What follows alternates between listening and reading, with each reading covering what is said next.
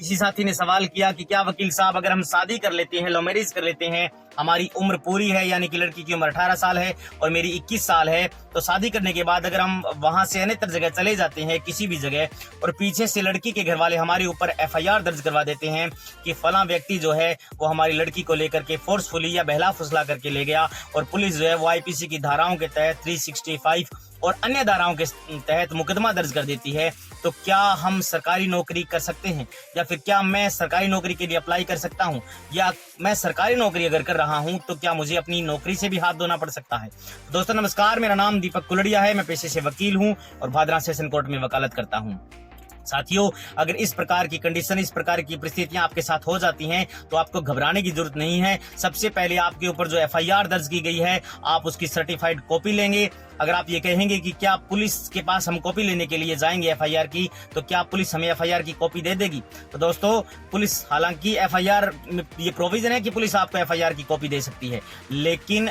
Police जो है वो आपको FIR की कॉपी अगर ना दे तो सबसे पहले आप क्या करेंगे कि किसी भी विश्वसनीय आदमी को कोर्ट के अंदर भेजेंगे एप्लीकेंट के रूप में, वो वकील साहब से मिलेंगे या फिर आप खुद एप्लीकेशन दे करके कोर्ट से FIR की सर्टिफाइड कॉपी ले सकती हैं। यहाँ दोस्तों ये प्रोविजन है कि कोई भी FIR दर्ज होती है पुलिस थाने के अंदर तो उस थाने का संबंधित न्यायालय जो लगता है उसमें 24 घंटे के अंदर पुलिस उस FIR को ट्रांसफर करती है। अगर आपके ऊपर FIR दर्ज की गई है तो उस संबंधित थाने के संबंधित न्यायालय में जाकर आप FIR की सर्टिफाइड कॉपी लेंगे। सर्टिफाइड कॉपी लेकर के आप उस FIR को या और लड़की को साथ में लेकर के आप हाई कोर्ट में FIR को रद्द करवाने के लिए आवेदन करेंगे। जहां दोस्तों CRPC की धारा 482 में ये प्रोविजन है कि अगर आपके ऊपर झूठी FIR दर्ज की गई है और आपके पास तमाम एविडेंस है, जैसे कि आपने शादी की है, वो प्रमाण पत्र है, आपके साथ लड़की है और आप उस FIR की सर्टिफाइड कॉपी लेकर के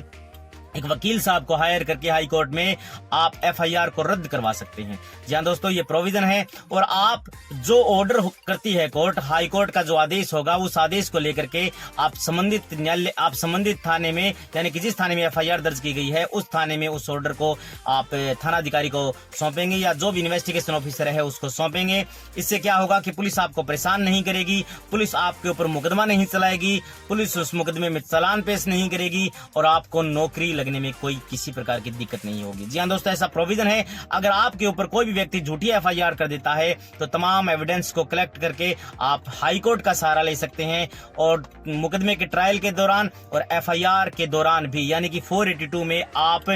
किसी भी समय जा सकते हैं। हाई कोर्ट के पास इनहेरेंट पावर है कि वो अगर तमाम फैक्ट जो हैं वो सही पाए जाते हैं, तमाम एविडेंस जो है वो आपके पक्ष में है, तो आप निश्चित रूप से हाई कोर्ट की शरण लेकर के उस FIR को रद्द करवा सकते हैं। हाई कोर्ट क्या करेगा कि अपने ऑर्डर में उस FIR को रद्द कर देगा और उस ऑर्डर की कॉपी लेकर के आप संबंधित थाने में जाएंगे और इन्वेस्टिगेशन ऑफिसर को सौंपेंगे।